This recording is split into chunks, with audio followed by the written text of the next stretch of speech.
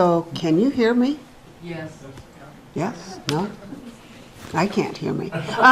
Anyway, I want to thank, first of all, the Fife History Museum for inviting us to share Cho's story. It's a little bit about the Japanese and Japanese American history through the eyes of the Shimizu family, because when you think about what the Shimizu family, starting out before, during, and after the war, is pretty typical of what happened to many of the Japanese families here in Fife. Unfortunately, many from Fife did not come back, and like Cho's did. But he truly is our rock star. So let's see. So Cho, I'm going to have you start out with telling us a little bit about how your dad and your family, or your mom, ended up here. Okay, the story starts when my dad first wanted to... Can you hear him? Yes. Okay. When my dad first wanted to become rich and go back to Japan as a rich person. So his first trip to the North America was a fishing vessel to Alaska, which didn't come out very well because the fishing vessel was not designed for ocean. And so the crew got lost and they had to find him. And I don't know how he got back to Japan, to be honest with you. His second venture to North America was when he wanted to go to the United States, but at that time there was anti-discrimination quite heavy at that time. So the Navy had blockaded the Puget Sound, the entrance to Puget Sound. So the boat was forced to go to Vancouver. And in fact, that's why British Columbia has such a large concentration of Japanese. From there, my dad went to Vancouver Island, where there was work as a fisherman and forestry. But then there was Butchart Gardens. I don't know if you've heard of that, but that's a open pit mine that was drained out. And what happened was a Japanese gardener was hired to go to Butchart Garden and design part of that as a Japanese garden. So that was how a lot of the Japanese immigrants became very proficient in gardening. And then when when it got dry, they found out that there was another large open pit mine in Roach Harbor, which is in the San Juan Islands. And so they were able to go to the San Juan Islands and work in the open pit mines. At that time, my dad was strictly a pick and shovel person. And that was really hard work because they would dynamite the lime and have to pick and shovel it. And so after a year, he got tired of that, and then he decided to go back to Japan, bring back a wife, and settle in the Puget Sound, because there was a pioneer from Japan that was encouraged to bring people from Shikoku Island, where they were from, and with the help of a McGear in Fife and a Henry Psyche, who was a Native American, they worked out a deal where the Japanese immigrants could come to the Puget Sound, Pierce County area to farm. And that's what happened is he went back to Japan, brought back a wife, and we ended up, well, not me, they ended up in the Puget Sound area. And at that time, this area was called Gardenville, but eventually it would be part of Fife. All right. So oh my gosh. Okay, cool. No, picture of your mom, right? The picture on the left is a picture of my mother in her wedding dress. The picture on the right upper corner is a picture of our whole family at the time I was born. And so my mother is carrying me, and I was probably 3 or 4 months old. The picture at the bottom is the picture of us before the war, before we were incarcerated to the Puyallup Fairgrounds. And again, you'll notice, let's see, where am I? Aren't you down here? I think I'm the third person from, no, wait a minute. I thought you were on this one. Okay, Right? I think. yeah. Yeah.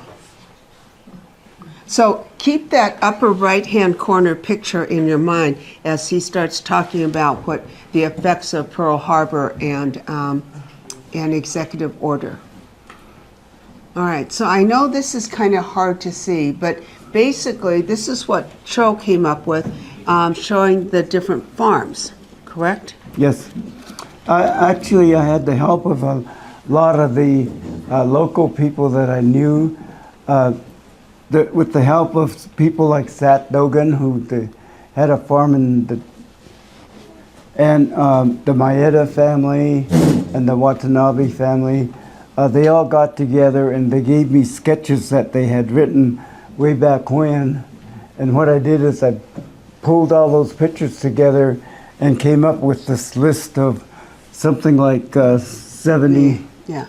families that were farming in the area. So what kind of farms were Oh, these? it was all truck farming. It's just vegetables, growing lettuce, celery, beans, peas, carrots, things like that. So did they sell the sell the produce that they raised? Well, in the days before the war, it was up to the Issei's, or the immigrants, to sell the product, and a lot of them had their own routes where they sell their vegetables. They had go to grocery stores or restaurants and things like this. In Tacoma, there was a large farmers market similar to Pike Street, and they would bring their products there to sell their goods. So I know you mentioned firwood, and many people don't know that there was a firwood. It was part of Fife. Tell us the history of firwood. Okay, this is really an interesting picture, because I didn't get this picture from the city of Puyallup until a little over a year ago. And so they dug into their files and came up with this picture. And that was when I realized that firwood was really part of Puyallup and not Fife. And throughout my whole 80 years, I always thought I was from Fife, and I was really from Puyallup. But what's interesting is, does my finger show here? Oh, it doesn't. Right here. Firwood encompassed an area which is part of Fife and Puyallup. And there's a dot right there in the Firwood site. That is where the Firwood Grade School was. And that's also the spot where the Firwood Japanese Language School was. And it was actually, believe it or not, it was part of the Puyallup Japanese Language School, which I never realized. But there is a Fife Japanese Language School also. Mm-hmm. And if you go down this road where that dot is, when Fife became a city, that was the boundary line. Anything left of that street, which I always called Cycade, became part of Fife, and anything to the right of that street became part of Puyallup. So I didn't realize this until 2 years ago, believe it or not. And the other thing that was amazing to me was when Henry Cycade, which is a Native American, he first wanted his tribe to have an education, his kids. And so he built the Firwood Grade School at that time so that it would be a school for the natives. And what happened was he wanted the school to be part of the Washington State School District because they would provide books and teachers and it'll be certified. So when that happened, it became part of the Puyallup School District, not the Fife School District, which I didn't realize. And what happened is when it became part of the Washington State School District number 88, it allowed people that lived within that Firwood site area to go to that school. So it more than doubled the class size. And because of that, they had to build a new 2-story building to handle all the school kids. And even though it was a bigger school, in today's world it's not, it's a pretty small school. The school itself had 4 grades. Each class had 2 classes. Like I was in the 3rd and 4th, and then later I was in the 5th and 6th, so forth. And so there was the 4 rooms that handled 6 grades. The whole school had less than 100 kids. The good part of that was there wasn't enough boys to form a baseball or football team or anything like that, so it was easy for me to make the team. And yeah. So anyway, that's kind of the story behind the Firwood site. Again, and in 2000 some time frame, because the Firwood Grade School was part of the Puyallup School District, the Fife had to purchase that land be part of Fife. So today, that Firwood area is now part of the Fife School District. Okay. So I can officially say I'm from Fife. Oh, and then the building you see on the upper right is the Firwood Grade School that was built. And when that got overbuilt or oversized, it became that other building, which is the 2-story. How it relates to the Japanese is that the Japanese community wanted a Japanese language school. So they leased that land, and it depends on what history book you look at, but it implies that the Japanese community actually bought the land, but there's other data that says it was leased. So the former Firwood Elementary became the language school? Yes, it's part of the Japanese language school. Okay. It didn't last very long because there was an organization that was part of the Japanese discrimination. They did not want Japanese to teach their kids, and they thought that it was a building for espionage and things like this. And so they had a petition for the Japanese language school people to shut down. Fortunately or unfortunately, depending on how you look at it, the Washington State School Board and the Native Americans who owned the land both refused to agree to that and said, there's nothing wrong with it. As long as they're on our land, they can do whatever they want with it. But then the Japanese language school organization decided that in order to not cause a lot of problems, they would vacate that facility. So that's how it ended up. The unfortunate part of that was it caused such a uproar between the people, and that nobody came close to that land, and it was left vacant for about 8 years. And the interesting part of that, which a lot of people didn't realize, is when we, after the war, we came back to farm in the Firwood, but the house that we were living in was completely in shambles because it was that many years and nothing happened to it. And so when we went to the farm, we didn't have a home to live in.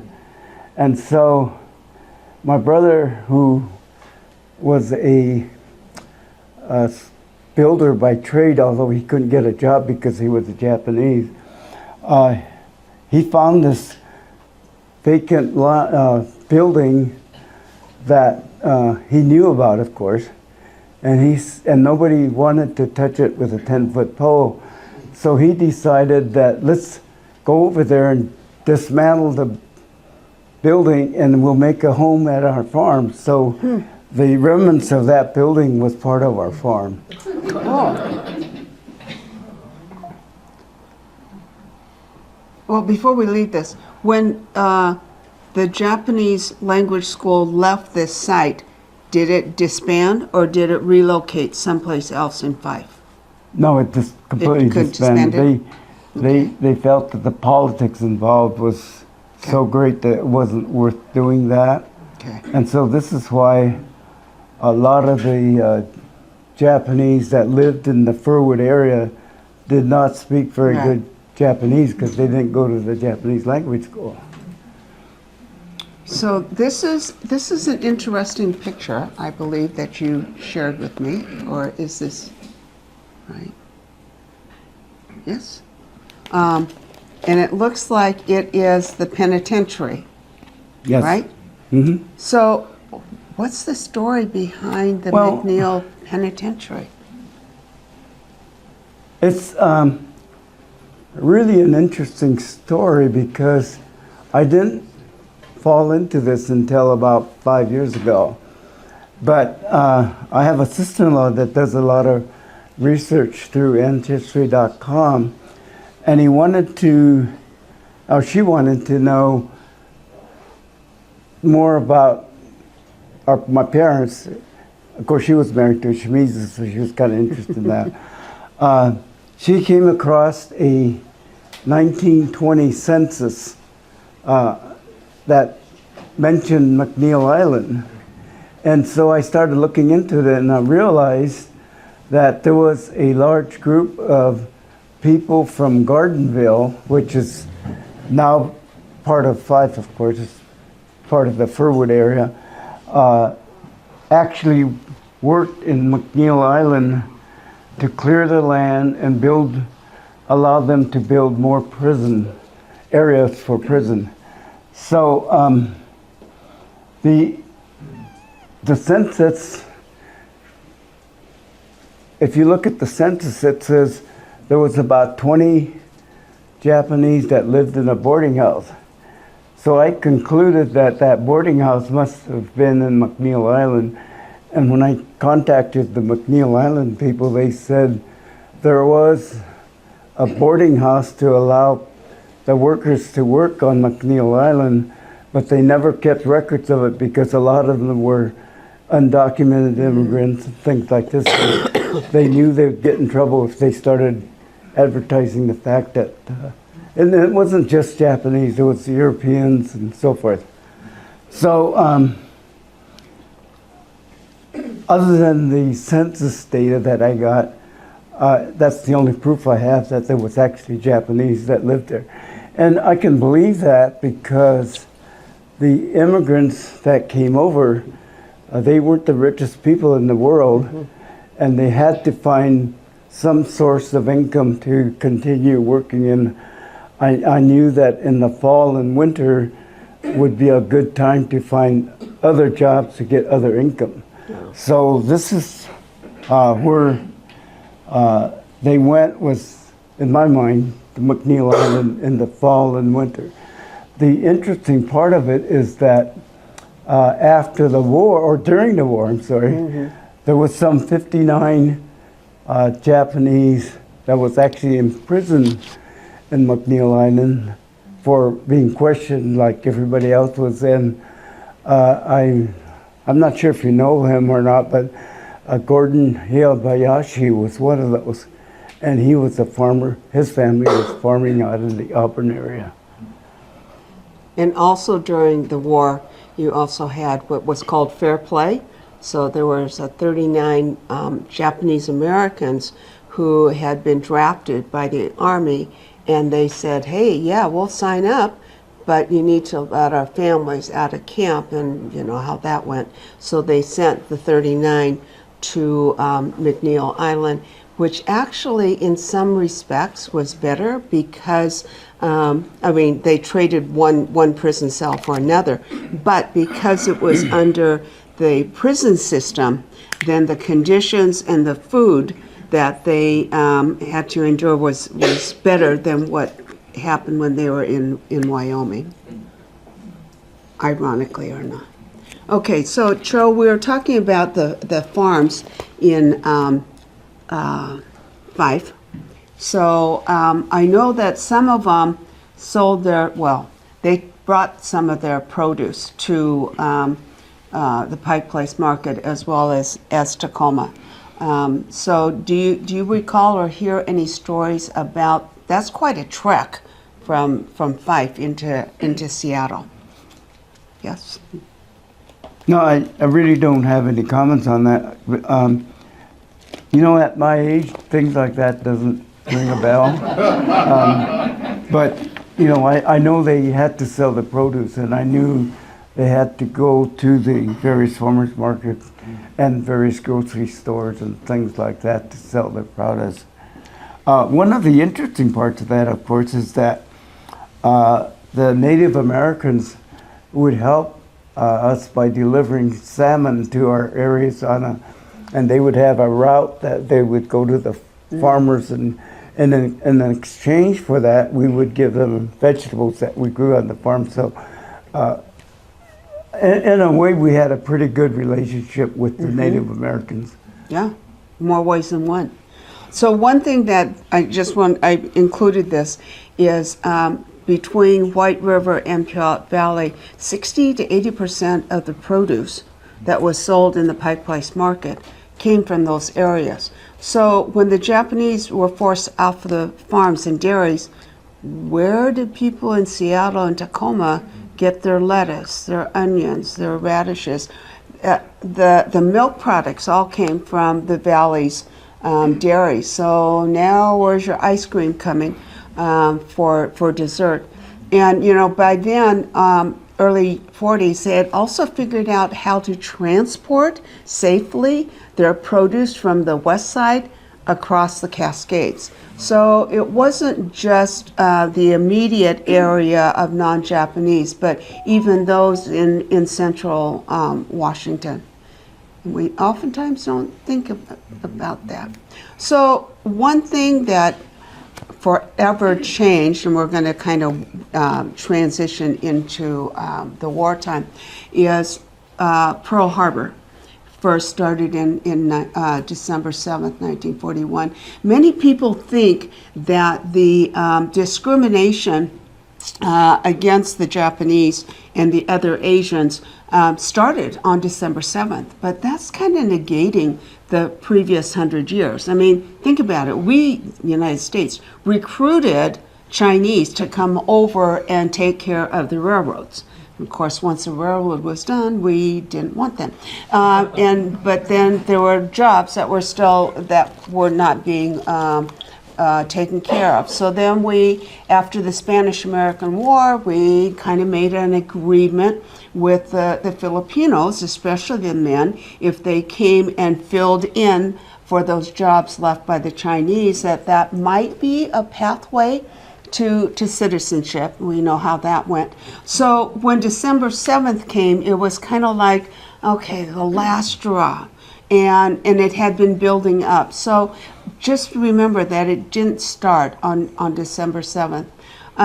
Executive Order 9066, and I want to make a clarification. Yes, President Roosevelt signed it, but he did not send all the Japanese and Japanese Americans into the camps or away from the West Coast. His executive order gave the military authorization to decide, do they want to have an exclusion zone? Where's it going to be? Who's going to be excluded? Where we're going to take them? So yes, he signed the executive order, but it truly was a military action. Something that some people don't recognize is it was only 1/16 of Japanese blood, because back then, even in those days, we had interracial marriages, especially up in Alaska. And Alaska was the very first to be brought down, besides Bainbridge Island. So there were a total of 126,000 people who were removed from the West Coast, including Alaska. 2/3, so about 85,000 of them were American born, like Cho, and half of them were under the age of 18. Wow. How did they figure out the 116 percentage? How about the 1940 census? Oh.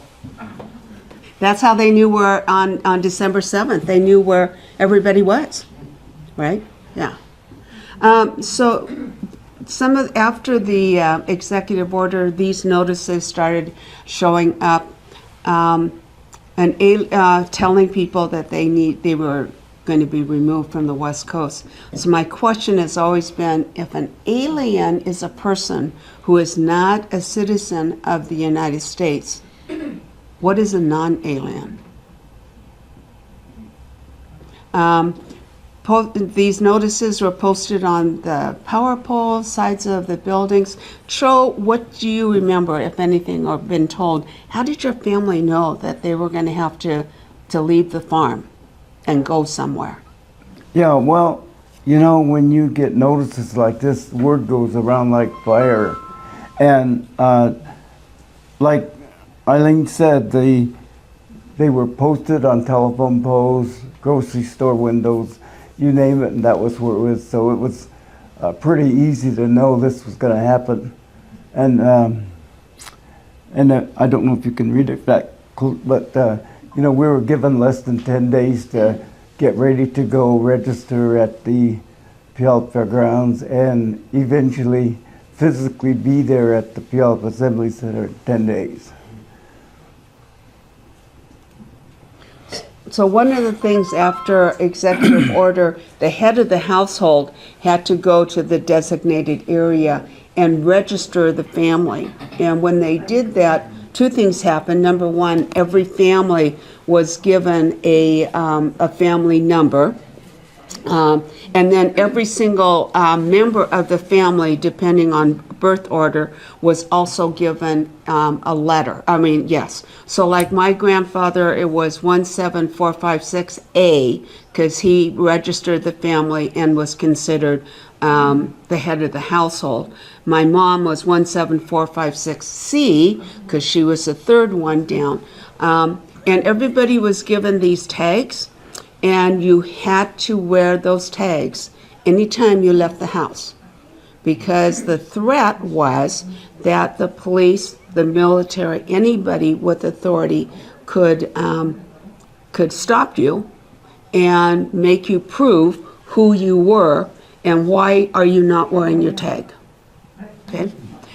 Cho, do you remember your family's number by any chance? Yes, I did. And like you said, my dad had a -A, and it went all the way to, what was it, M? There's 13 letters. Anyway, so anyway, but I don't recall the tags that large. It was just a small tag that they hooked up to our vest. And as a child, and when I was in camp, we just did whatever we wanted to, and half the time we didn't even bother to wear the tag, but then we'd get reprimanded by our parents, of course. But that's how kids are. I think once you got into camp, you did not have to wear the tag, right? Because you were already surrounded by barbed wire. It was in that intervening area between the time executive order was signed, you got your tag, and then when you were sent to camp, I believe. That's right. Anytime you left the Yeah. area or something, you had to Yeah. stay. So one of the things was, the directions on the civilian order was you can only take what you can carry. So Cho, tell us about the challenges, especially your mom, with having such young kids at home. Because I think you were only 4, and there were Going 2 on more 5. younger, right? Yeah. So No, did one you have matching I had one suitcase? younger. But this was a real challenge because I had a brother, Sam, who was a year older than me, and a brother, Sato, who was a year and a half younger. So at our age, we couldn't carry anything. So it's up to my older brothers to carry the clothes and all this. And interesting part of that was that we basically only could carry clothes because we could only carry what we could carry. But because Sam and Sato and I were about the same size and same age, my mother made it such that we'd be sharing our clothes, and we didn't have our individual clothes.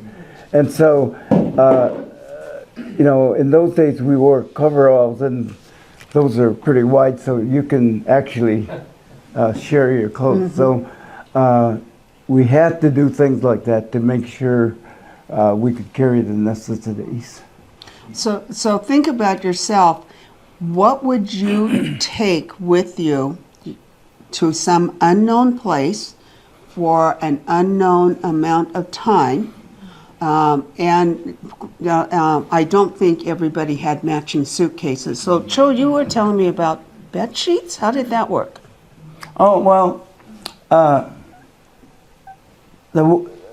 our family was such that my mother had to make a lot of the clothes. So our bed sheets were sewed together. She was a seamstress, and she made bed sheets out of the rice sacks that was made. And so that was our bed sheets. And when we wanted to get our clothes together, we just put it on the bed sheet and tied the corners, and that was how we brought the clothes to the assembly center.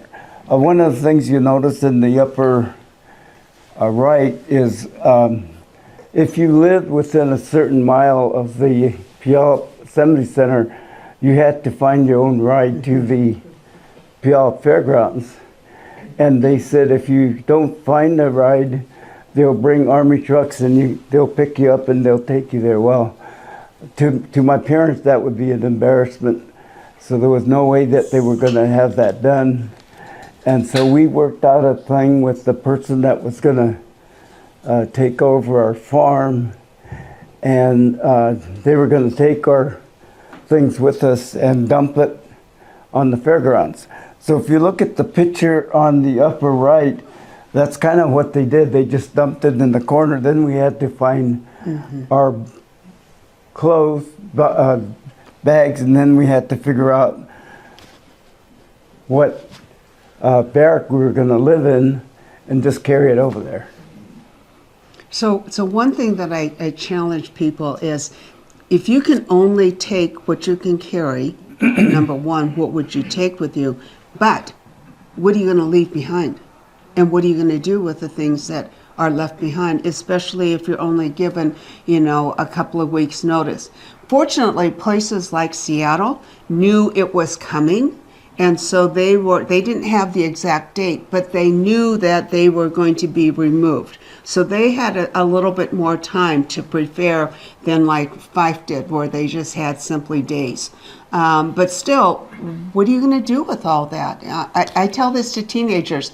You finally convinced mom and dad to buy you that cell phone. I'm sorry, there's no Wi-Fi. So what are you going to do? Most families, we have some kind of a pet, a dog, a cat, a gerbil.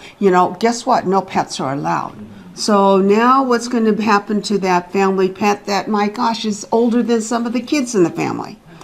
So it kind of gets you thinking. Cho jumped a little bit, but you had to find your way to the Assembly Center. And I love this picture on the left-hand side. A friend of mine gave it to me. I'm not even sure if it's related to Puyallup, but basically they were always guarded by an armed soldier with a fixed bayonet. And so you got this little boy who looks like maybe he's 4 or 5 years old. Just how bad is he that he has to be guarded? You know, as Cho said, people had to find their own way to the Assembly Center. Some of them were put onto the backs of trucks. If they were fortunate to know who was taking over their farm, then like in Cho's case, they were willing to help them out. Otherwise, I know we had people tell us that they had to walk a half a mile to get to the Puyallup Assembly Center.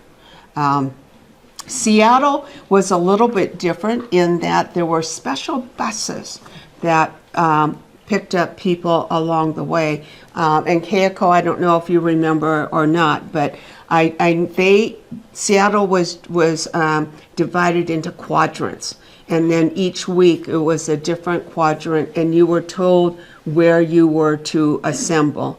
And one family told us about, they lived up by Queen Anne Hill.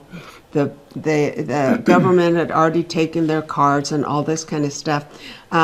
So they took 2 taxis, and she didn't remember how they paid for the taxis, 2 taxis to take them to the Assembly Center or Assembly Point in Seattle. Because otherwise, like Cho said, if they didn't show up, then the military or the police would have shown up at the doorstep. And culturally, for the Japanese, oh my gosh, you know, they'd rather die than to have that happen. Okay, we're going to move on here. So the first stop for the Shimizu's family, and like many in Fife, was the Puyallup Assembly Center. And this particular picture was painted by a local artist. His name is Chris Hopkins. Chris's in-laws were actually the Itamis, who one of them, James, came back. And he died not too long ago at 103, but he kept up the farm in Puyallup, not here in Fife. But do you know or do you remember going through the gates of Area B at all when you got there? No, I didn't. I don't remember. By the way, the Itami family had a farm in Fife near the Milton Hill at the bottom. And so this is why the Itami family is kind of close to us, is that their lifestyle and our lifestyles, they were all kind of similar. One of the worst things that happened to the farmers that lived in Fife area was that we had to leave all our farm equipment and everything behind. And so when we came back, there was nothing there because somebody somehow took it or made use of all the equipment. So it was basically starting over again. Mm-hmm. All right, so I think this is a picture of your family, Cho, right? Mm-hmm. Being dramatic, began their life as prisoners in their own country. Mm-hmm. And you joined over 126,000. So now who's in this picture? You picked up a couple more since the last family. Yeah. This is in the Minidoka, and this is one of the earlier pictures that we took when we were in Minidoka. So this was a picture of us in front of the barracks. The baby is my youngest sister, that was born in Minidoka, and then the 3 boys in the front there was my brother Sato and my older brother Sam, and I'm in the middle. You're right there. Right? No. And you'll notice I was the skinny guy. So one thing that I have to maybe I'll do it later. Okay. All right. Oh, how did this end up there? We're going to go back. Furwood Corner Grocery. Do you remember the? Yes, that was a stopping place for a lot of us kids, because the Furwood Grade School was just down the block from the Forward Corner, and this building was on the corner of Valley Avenue and the Psychade Road, or the Freeman Road, I guess. And so, and probably the only grocery store, gas station in the whole area of Furwood. But one of the things we enjoyed was just stopping in and having a popsicle or something like that. But it was where our kids kind of gathered when we, after school. So who owned this grocery store? I forgot to ask you that. I don't know. Was it Japanese or No, native? It was, I think it was Caucasian. Okay. I just. But there was no discrimination. Oh no, they Okay. never did. In fact, sometimes if we were short on money, they would just go ahead and give us a lollipop or something like that. Wow. All right, and now let's see. Okay, now we're back to Puyallup, and I know it's really hard to see this, but this is the area that's known as Area D. It's where the grandstands are, the roller coaster, that kind of thing. But Cho, you remember that this is where some of the bachelors were living, and the racetrack, the hospital, correct? Yes.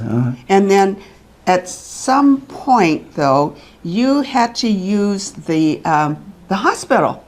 And what was the consequences for your whole family?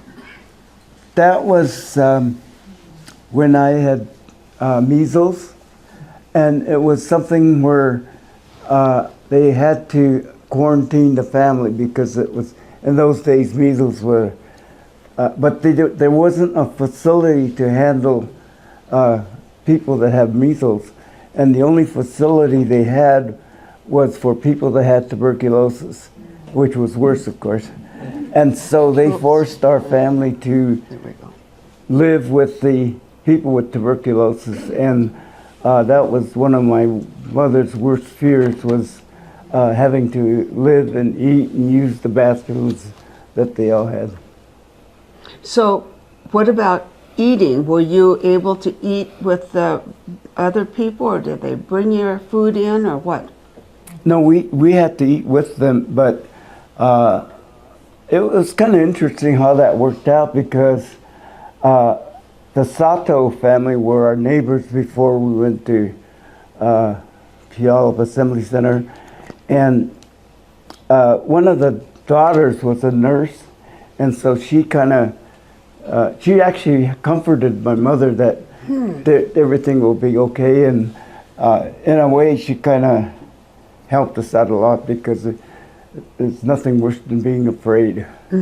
And so she worked it out such that if she could bring food to us, she was, but she always had a corner in the cafeteria where we can eat and not be contaminated. Oh, okay. So there were very few pictures or cameras allowed.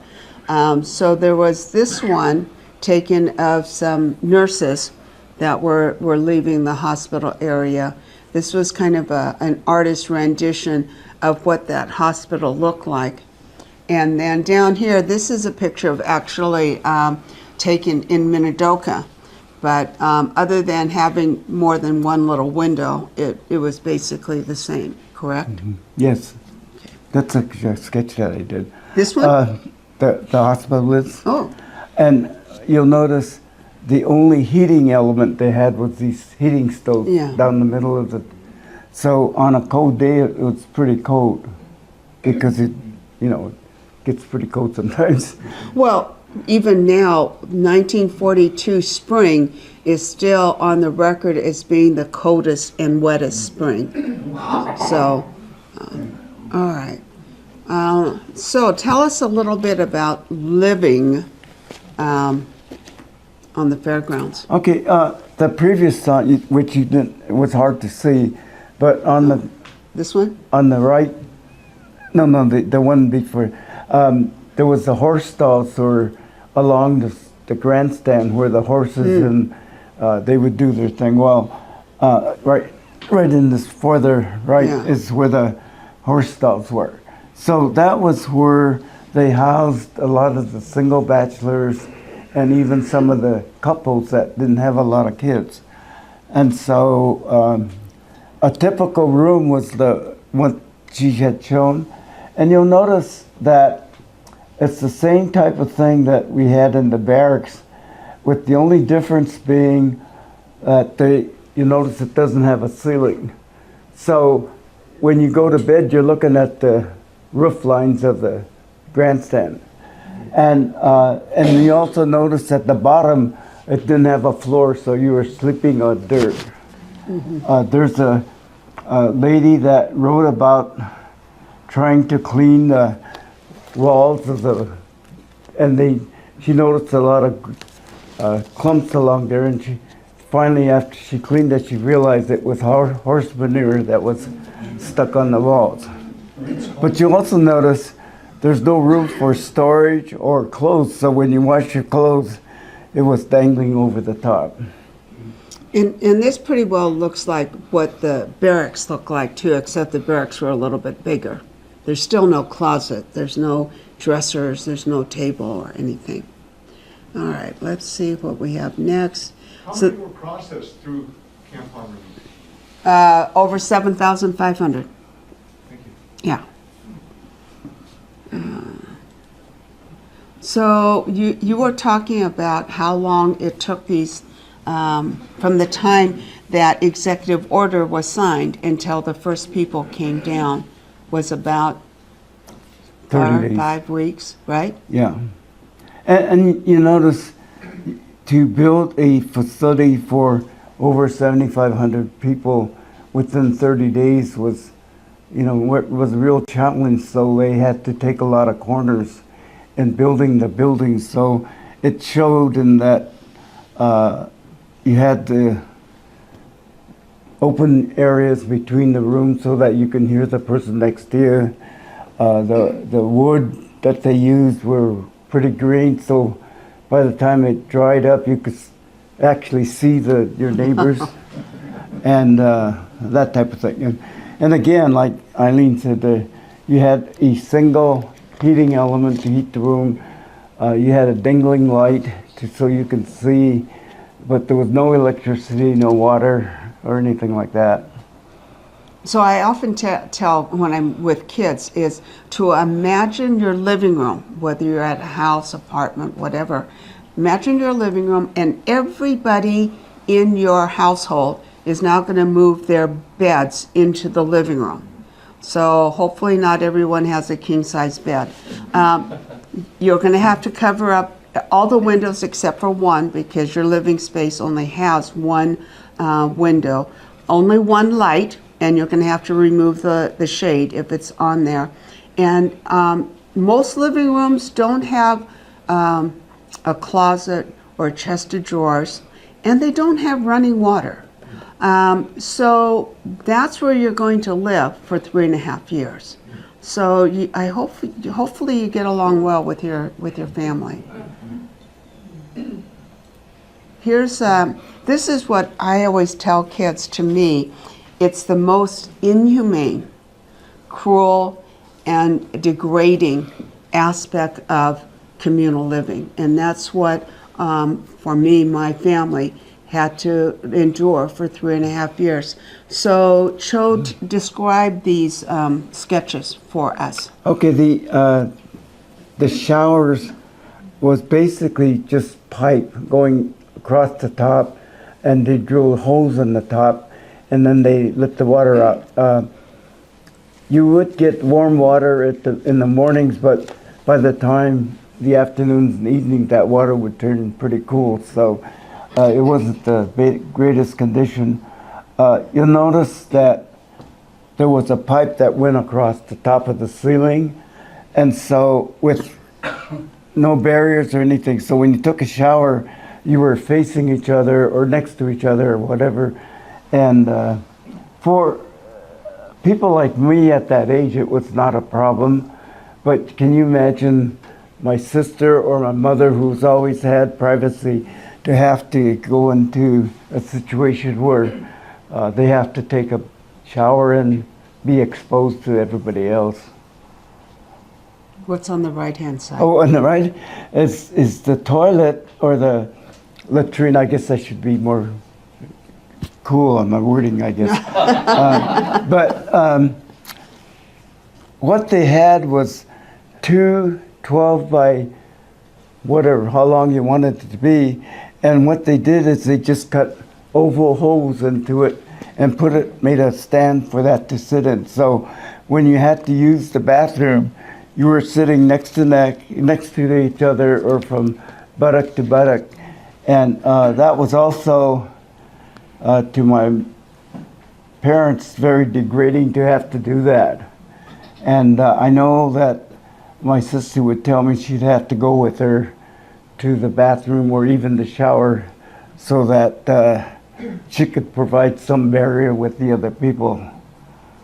And one thing about the latrine that's over here that was in Puyallup is that this far end would be a bucket that would periodically dump and of course flush all the waste out. Well, you know, you don't want to be sitting here, but you would think that when it came out the end of the building that maybe it was hooked up to the city or county sewer system, right? No, it was just a giant cesspool. Oh. So if you're going down the barracks or down where a street where all the barracks are, you want to be mindful of which one has the latrine, because again, you had no idea when that bucket was going to dump, and it's going to just flush out that end of the building. And then you didn't want to be on the end of the place, otherwise you're going to get some of that splashed on you. But you think about sanitation and health and safety. Oh my gosh, I'm surprised more people didn't get sick. And it was heated during the winter, right?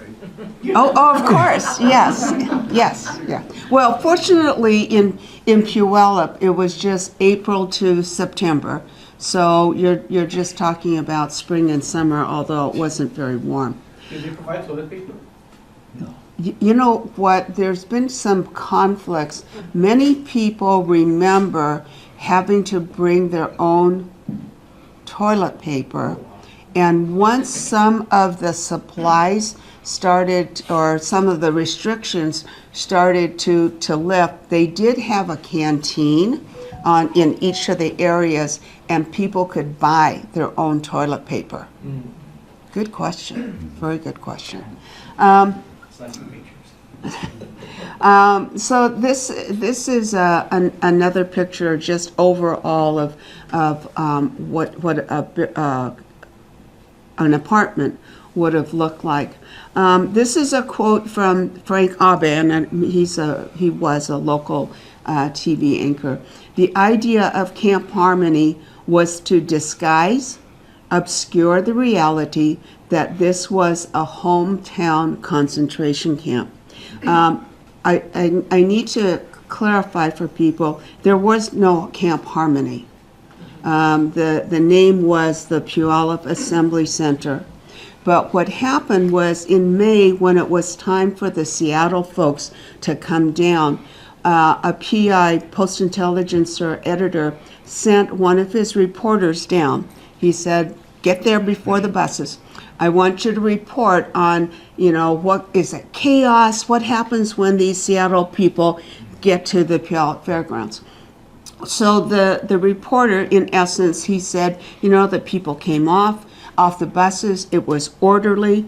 They were organized. They were cooperative. They were basically an harmonious group. That's what he sent back to his editor. And the editor went straight to that word, harmonious. And next thing you know, on the front page above the fold, it says, Seattleites enter Camp Harmony. Now, the military, the government, the city officials, they had no problem with that, because even in the words of President Roosevelt, this was a concentration camp.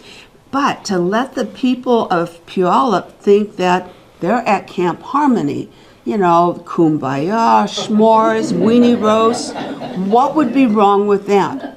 So they've let that go. But, you fast forward 83 years, and when you talk to survivors like Cho, Camp Harmony is almost a derogatory term. When you say that in front of or amongst people who are survivors, it's one of those, and so you will never hear us in a presentation use that term without some clarification. The other thing is, many people interchange the word internment, that they were sent to an internment camp, or they were sent to a concentration camp. And an internment camp did happen, but in the internment were people who were immigrant nationals of countries that we were at war with. So yes, there were many internment camps. They were the Japanese immigrants, there were German immigrants, and there were Italian immigrants. But as far as the American concentration camps, like I said, 2/3 of them American-born citizens. So they were concentrated because of what they were, not who they were. So technically, yes, there were internment camps, but Puyallup Assembly Center and Minidoka were not internment camps. Eileen, Yes. I was too young to remember anything, Mm-hmm. but I had heard that when toilet paper was not really available, it was like pages out of the Sears and Yes. Roebuck catalogs that were used. Saturday evening. But some people didn't get the Sears catalog either. Yeah.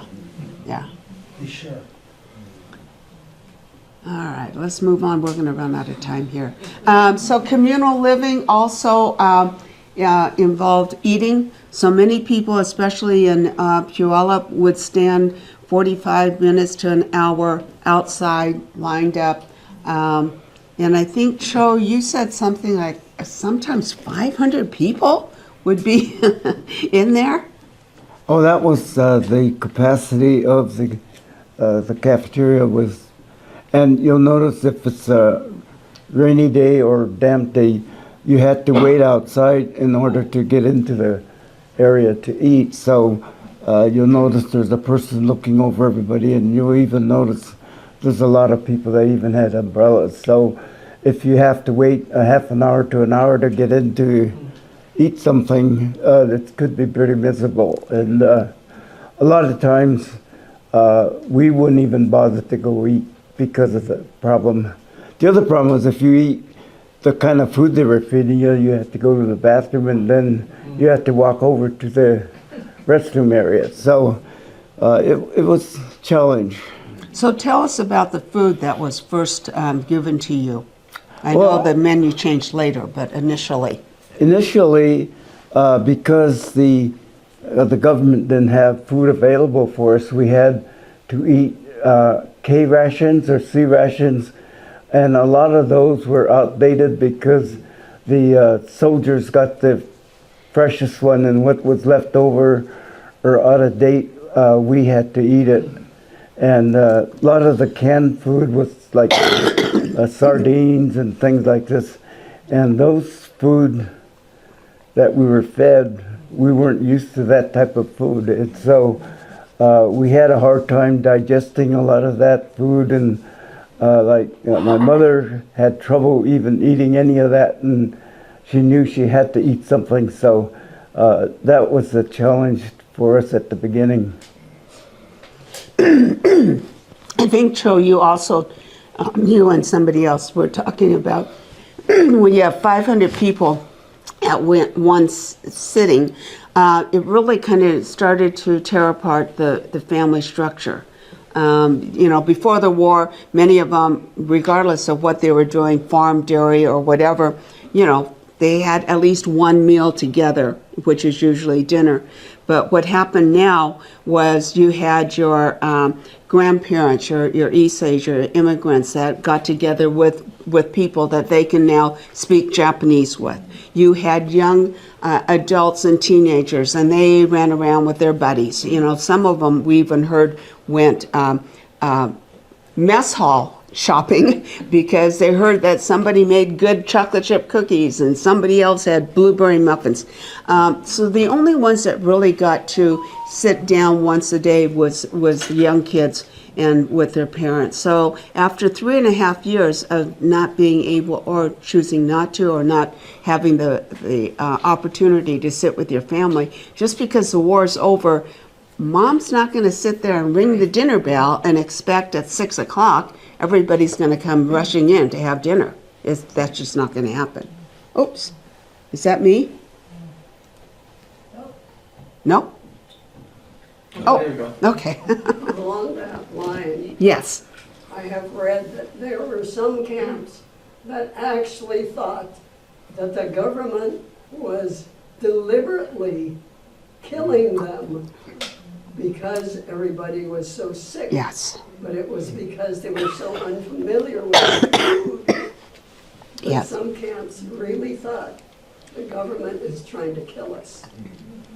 Because for so many of them, those canned and powdered kinds of food was truly foreign to them.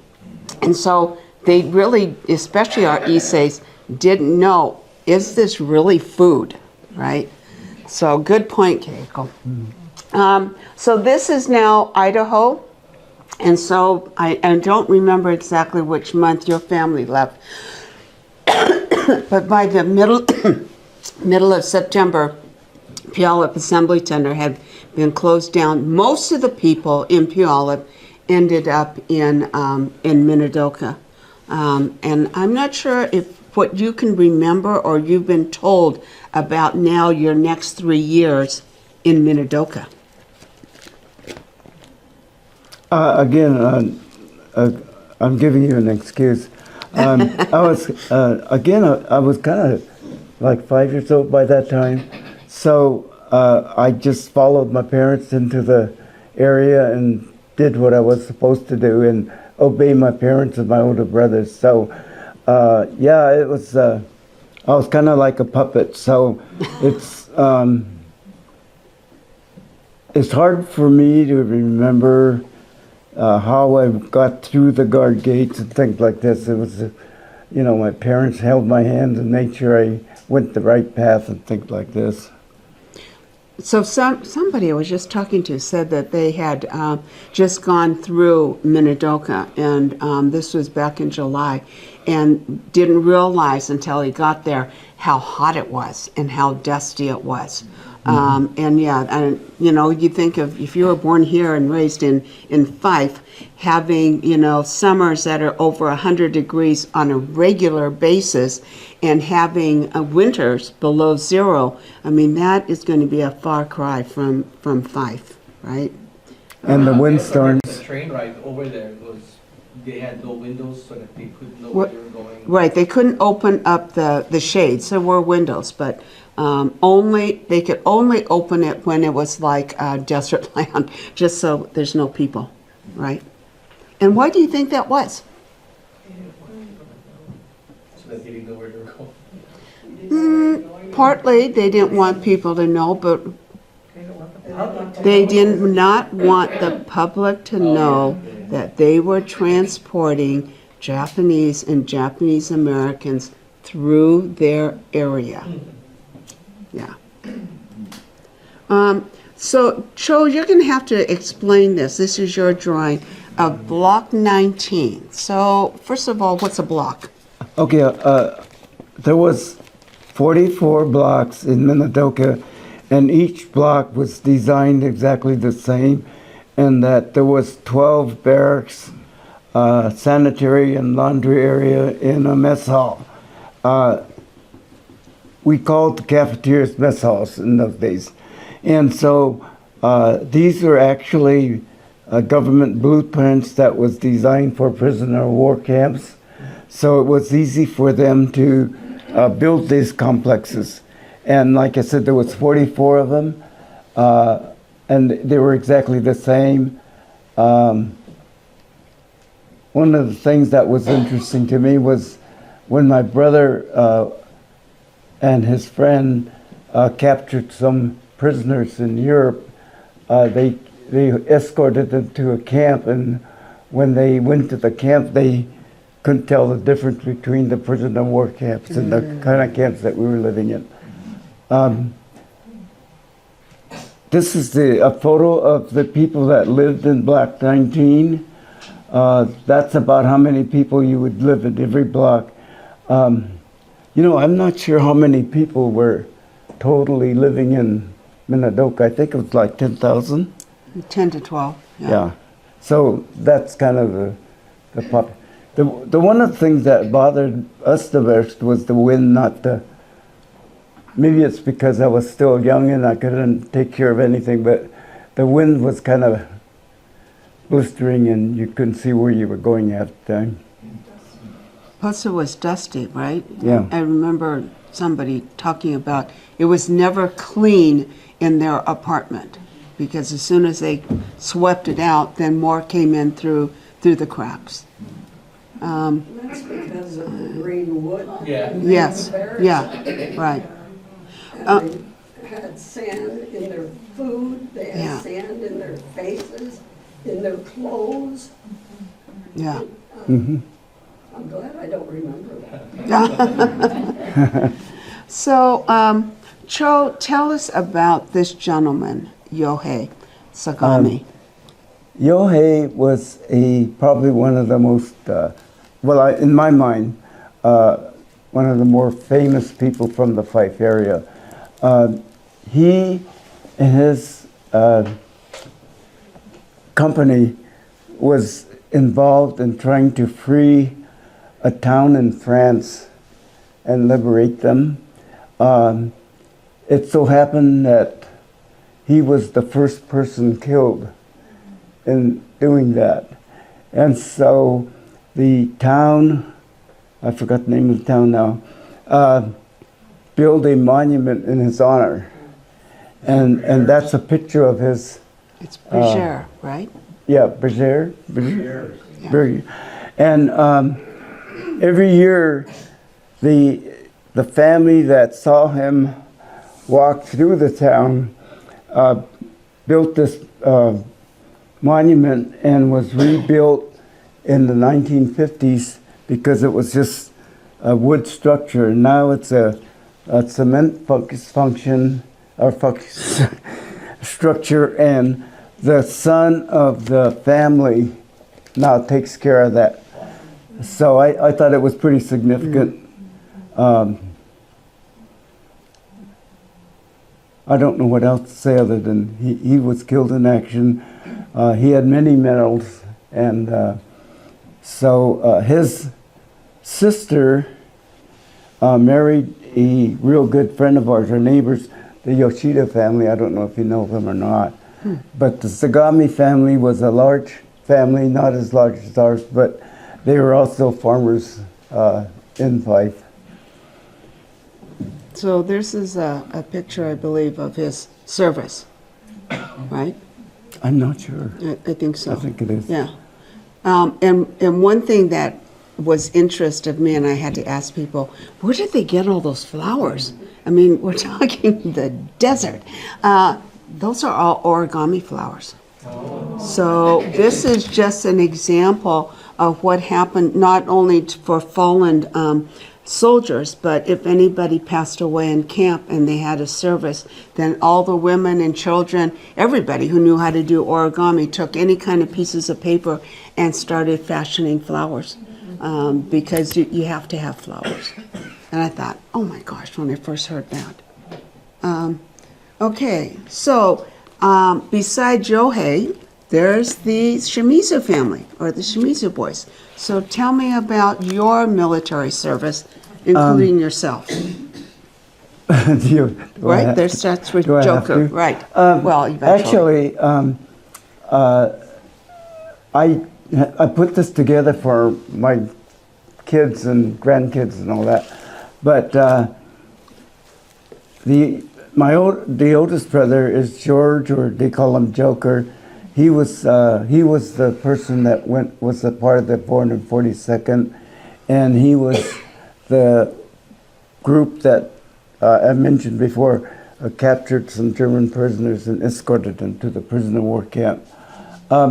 Next to him is the next younger brother, Jerry. He so happened to go to Japan as an interpreter to General MacArthur, and according to data that I've read, is that it wasn't just him, but many of the Japanese soldiers that was in Japan was helped us. They were able to interpret a lot of the things that were going on that expedited the ending of the war. One of the things that happened after the war was over and his term wasn't over, he was part of a group that went into the town of Japan, a little town near Tokyo, and he was told that be sure the people don't know that you're an American soldier, because there were still soldiers that didn't think the war was over. And if they knew you were an American soldier, they would shoot you. So he was disguised as an regular person. And the good thing he said was that the Japanese in Japan trusted them, the Japanese Americans, more than they did anybody else, and so they were able to get information as to what they needed to recover from the war. Oh, I'm not done here, am I? The next person is Sam, who was a year older than I was, and he was also part of the Korean War. He was part of a ammunition group that provided ammunition to help the Korean War. And those four were full-time, 2-year period type things. On the bottom left is myself. It's kind of interesting how I got into this. I was working at Boeing on some projects that was defense oriented, and we knew that the Air Force wouldn't understand how to work all this high-tech equipment. So they had a program called Critical Skills, and I decided to join that Critical Skills program, and I don't know if you ever heard the term 90-day wonders. Well, I was one of those. And the requirement was I would take 90 days of basic training, learn how to fire a rifle and things like this, and then I would go on 8 years of standby reserve. And this 8 years would provide what they called the life cycle of this project that I was on, so that if it was needed, I could go to the Air Force and train them how to use it. That's the sixth person is my younger brother, Sato. He joined the reserve, so he was assigned for 6-month reserve basic and 6 years, I think it was 6 years, maybe 4 years of ready reserve. So he really didn't, because fortunately for myself and him, we weren't in a real wartime situation, so it worked out pretty good for us. The reason why I wanted to share these pictures is because even though what happened during the war, that the Shimizu boys either volunteered from camp or volunteered after the war to serve their country. And when you think about what some other people have gone through, not quite sure so many of them would have raised their hands after what they had gone through. One little side note, we do know about the 442, we know about the 100th and MIS, but one group that doesn't get a lot of publicity is the 522 Field Auxiliary Unit, and they are the unit that actually freed Dachau. And we don't always hear that, because when they freed Dachau and then the army marched into town, then the general, of course, put all the non-Japanese up front so that they were the ones that got the accolades. But it was actually the Japanese Niseis who freed that camp. All right, let me just move on here.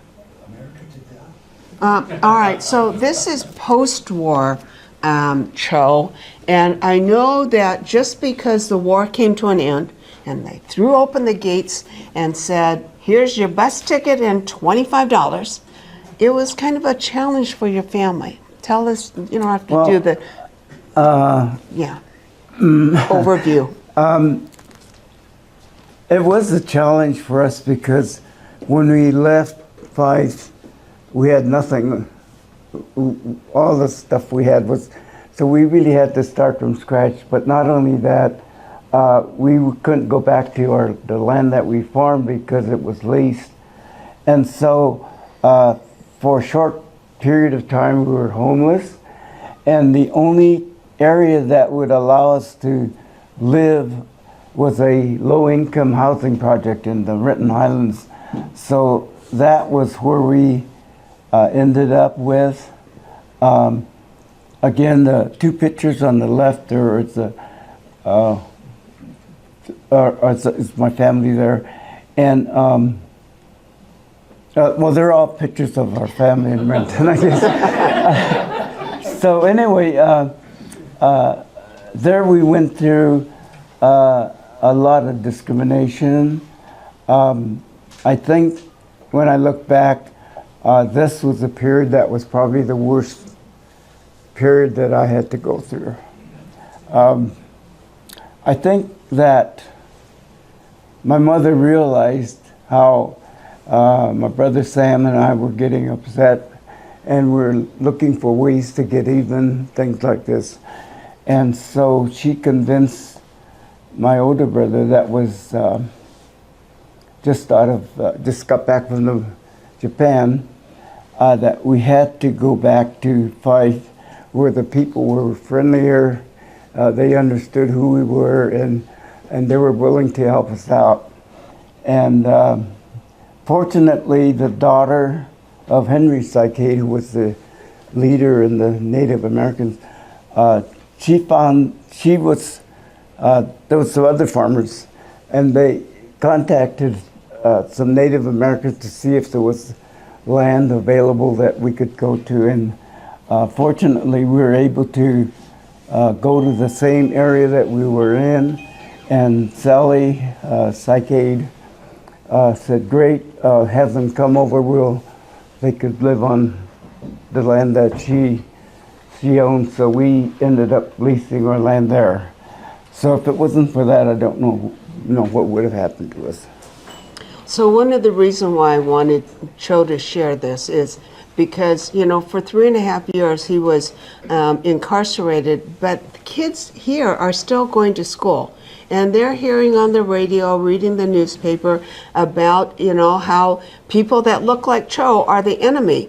So, when they're in 3rd, 4th, 5th grade, they don't understand that the war's over and that Cho and when his brother come to school, they aren't the enemy. I mean, that's what they've been told. So really, I remember, Cho, you telling me at one time, it was a good day at school, when they got home and only one out of the two boys got beat up, because they got both beat up either before school or after school. So can you imagine as a parent, wondering when the kids get home, is there only one kid with a bloody nose or both my boys with a bloody nose? And as Cho kind of alluded to, but didn't really say, is because they were Japanese, they were always at fault. So they tried to explain to the school, they tried to even explain, I think you told me, to the police. And basically it's, well, what do you expect? So, or they'll say, why are you causing all this problem? Yeah. Okay, we're running out of time. I'm going to skip through a couple of these things. Okay, so one of the things, once you guys got back to Puyallup, was Dad was able to build Ofuro. So tell us what... Yeah, we had to build a bathhouse because the building that we built didn't have room for a bathhouse. So, of course, my dad knew how to build a ofuro, which is a bathtub. It's kind of like a hot tub, and then you wash yourself outside, and then you go into the tub. And so this is what we did. First, we had to find water, and we went up to the hillside and found an underground spring. And I'm not sure how he found out where it was, but they had some techniques to do that. And then we built a couple filters out of sand, and then built some trays to bring the water to the bathhouse. At the same time, that same water was a supply for the house. Mm-hmm. And then to the right is the replica of the bathhouse in Kent that was a part of the Horry family, and it's on display, right? Yeah, right now. actually, it's on the Neely Mansion in Auburn. Yeah. So if you want to see what an outdoor bathtub looks like. So the one that's here on the right, the Horry ones, that was who built it, the Horry family. It is the only outdoor bathhouse in King County now. So it's been landmarked. It's a lot fancier than the one that we had. So one thing that I wanted to just bring up after the war was that you talked about the discrimination that, once, and Fife was really good about this, welcoming back their Japanese friends and neighbors. I don't believe I ever heard from Cho people of Fife resenting or being opposed to them coming back into the community. And I had to put this picture up just because I think it's a very telling thing about the Fife community. Bob Mizukami was Fife's one of their first council member. He was their first ever police commissioner. First ever police commissioner. Oh my gosh. And he was the second mayor of the city.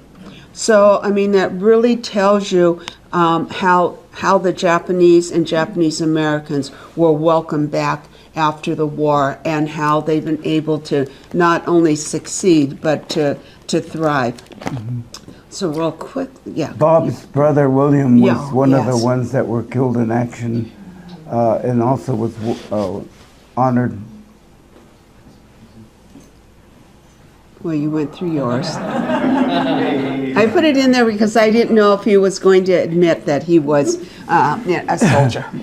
So just really quickly, even though this is probably the most tragic chapter in American history of what happened to American citizens, not immigrants, but to American citizens, it's still the most desirable country in the world. People are still, and we know this, coming to the United States for all the opportunities that they have, which tells you a little bit about where they're coming from.